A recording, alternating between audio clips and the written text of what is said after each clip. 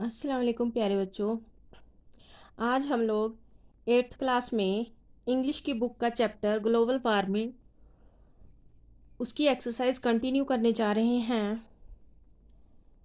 कल हमने किए थे फ्रेजेस और एक्सप्रेशंस, तो आज हम लोग यहाँ पर इन लोगों ने कुछ सेंटेंसेस दे रखे हैं, तो उसमें इन्होंने कुछ वर्ड्स हम लोगों को उनके मीनिंग्स पूछे हैं, कुछ वर्ड्स के मीनिंग्स पूछे हैं। तो यहाँ पर है पहला वाला sentence, the sporadic rise in his temperature has caused as much worry। यहाँ पर sporadic का मीनिंग इन्होंने हम लोगों से पूछा है। ऑप्शंस इन्होंने हमें दे रखे हैं 3। पहला है फ्रीक्वेंट। फ्रीक्वेंट का मतलब हो गया, पहले स्पोरेडिक का मतलब हो गया कहीं कहीं, कहीं कहीं का जो राइज है टेम्परेचर में, इससे बहुत डर उत्पन्न होने लगा है।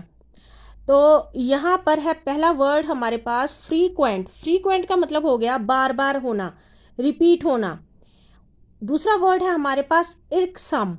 इर्कसम का मतलब हो गया दुख देने वाला, जिससे कुछ दुख पहुंचे। इर्रेगुलर। इर्रेगुलर का मतलब हो गया नियमित, जो कभी बराबर ना हो। चौथा वर्ड इन्होंने दिया है स्कैटर्ड। स्कैटर्ड का मतलब होता है बिखरा हुआ।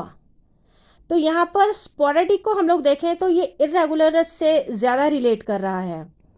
ये हो गया कहीं कहीं, तो ये हो गया जो बराबर ना हो। तो सेकंड हमारे पास है, the reading of poetry is not congenial to his state. Congenial का मतलब हो गया अनुकूल, मुनासिब हम लोग कहेंगे। तो इसमें इन्होंने पहली ऑप्शन दे रखी है सुइटेड। जो सूट हम लोग कहेंगे, जो सूट करता हो, मतलब जो अनुकूल हो, जो रिलेट करता हो, हम लोग कह सकते हैं। दूसरा हो गया बेनिफिशियल, जिसका कुछ फायदा हो।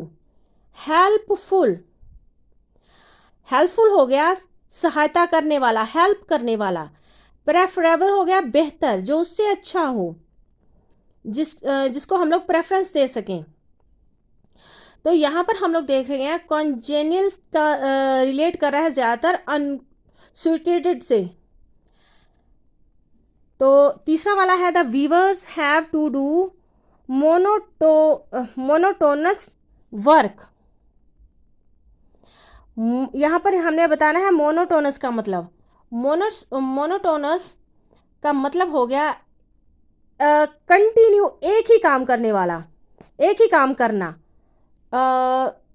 जिसको हम लोग कह सकते हैं बोर करने वाला भी, हम लोग बोर करने वाला भी कह सकते हैं। तो यहाँ पर पहला वाला इन्होंने हमें दिया है रिपीटेटिव। इसका मतलब हो गया दोबारा से रिपीट करना, दोबारा करना, है ना। तो बी हो गया एग्जॉस्टिव, जो थका देता हो, थका देने वाला।